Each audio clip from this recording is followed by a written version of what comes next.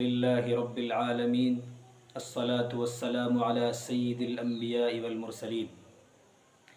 محترم ناظرین، آج آپ کے روبرو حاضری جمعہ کے دن اس مقصد سے ہوئی ہے تاکہ آپ حضرات کے روبرو جمعہ کے متعلق کچھ عرض کر دیا جائے۔ یوم جمعہ ایک فضیلت والا دن ہے۔ اللہ کے نبی صلی اللہ علیہ وسلم نے اس کے بہت سے فضائل اور مناقب بیان فرمائے ہیں۔ اللہ کے نبی صلی اللہ علیہ وسلم کی حدیث ہے کہ تمہارے تمام دنوں کے اندر جمعہ کا دن مبارک دن ہے، اس دن کے اندر مجھ پر کثرت سے درود پڑھا کرو، اس لیے کہ درود مجھ پر پیش کیا جاتا ہے۔ خیر، یہ اس کی فضیلت کی بات ہے۔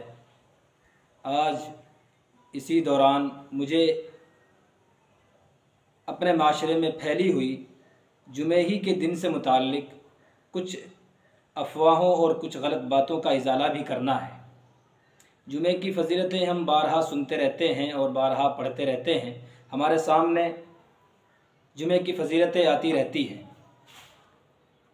لہذا آج مجھے کچھ گفتگو اس تعلق سے کرنی ہے کہ جمعہ کے دن جو دوسری اذان ہوتی ہے، یعنی خطبے کی اذان جس کو ہم کہتے ہیں، اس اذان کے اندر ہمارے کچھ اصحاب ایسے ہیں جو لا علمی کی بنا پر اس اذان کا جواب دینے لگتے ہیں۔ تو اس بات کو یاد رکھنا چاہیے کہ جمعہ کی جو دوسری اذان ہوتی ہے، خطبے کی اذان ہوتی ہے، اس کا جواب نہیں دیا جاتا، چونکہ یہ احادیث میں منقول نہیں ہے۔ جمعہ کی جو اذان، خطبے کی جو اذان ہوتی ہے، اس کا جواب نہیں دیا جائے گا، بلکہ خاموشی سے اس اذان کو سنا جائے گا۔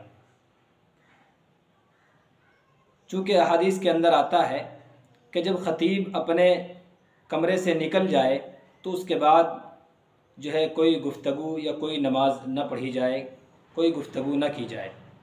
علماء کرام نے یہ لکھا ہے کہ جب خطیب منبر پر آ جائے تو اس کے بعد نہ کوئی دینی بات ہوگی نہ دنیاوی بات ہوگی، یہاں تک کہ اگر کوئی شخص آپ کے پڑوس میں آپ کے برابر میں بیٹھا ہوا بات کر رہا ہو، کسی قسم کی گفتگو کر رہا ہو، اس کو گفتگو سے منع کرنا بھی درست نہیں ہے،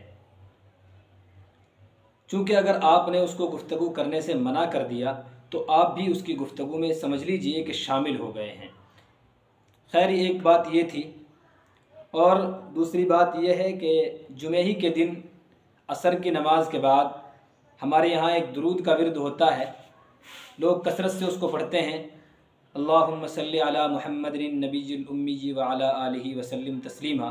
بہت ساری مسجدوں میں اس کے بینر بھی لگائے جاتے ہیں کہ یہ درود جو ہے 80 مرتبہ اگر کوئی شخص جمعہ کے دن عصر کی نماز کے بعد اپنی جگہ سے اٹھنے سے پہلے پڑھے گا تو اس کے 80 سال کے گناہ معاف کر دیے جائیں گے، 80 سال کی نیکیوں کا ثواب لکھا جائے گا۔ اس طرح کے فضائل اور مناقب اس حدیث کے بیان کیے جاتے ہیں۔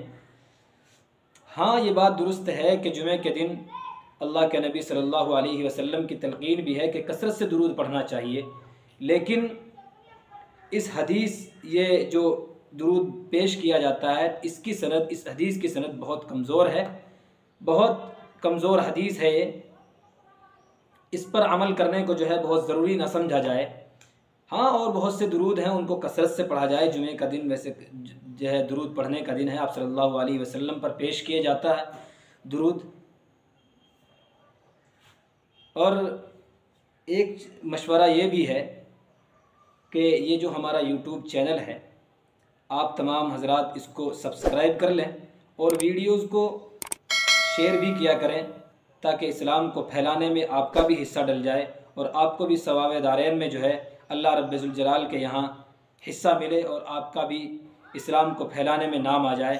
اللہ رب ذوالجلال ہمیں ان سب باتوں پر عمل کی توفیق نصیب فرمائے، اور جو کمیاں ہمارے اندر ہیں ان کمیوں کو دور کرنے، اور جو ہمارے اندر اچھائیاں ہیں ان اچھائیوں پر ہمیں جمع رہنے کی توفیق نصیب فرمائے۔ وآخر دعوانا ان الحمد للہ رب